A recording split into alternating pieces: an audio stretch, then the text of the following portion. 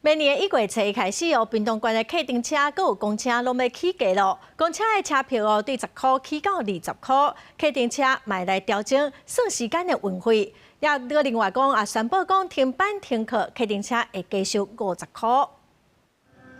过来台车礼拜班，客运车伫大路来来去去。最近屏东县政府公告，对115年新历1月初1开始，针对2项交通的计数进行调整。一项是客运车，车速无到5公里时，对原本的150秒调整成100秒跳5块；暗时缩短每83秒跳5块。若当着宣布停班停课，阁会当加收50块。毋过有司机还讲，秒数其实差无偌济，而且阁要纳调表的费用。所以讲改表，佮叫验表。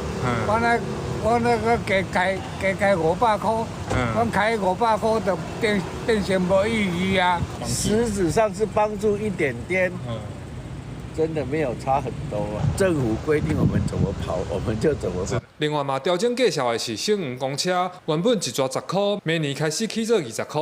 目前屏东县已经完成34条路线，逐年服务超过10万人。县府表示，这摆调整是考量物价和营运成本，而且普爱卡、敬老卡逐个月点数提悬到1000点，入卡了后，阁会当使用点数落去扣，同款是10块。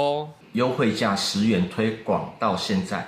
那县府考量我们的路网持续扩充到目前34条，以及我们的社福卡从500点提升到1000点等因素自明年1月1号开始，小黄公车费率调整为20元。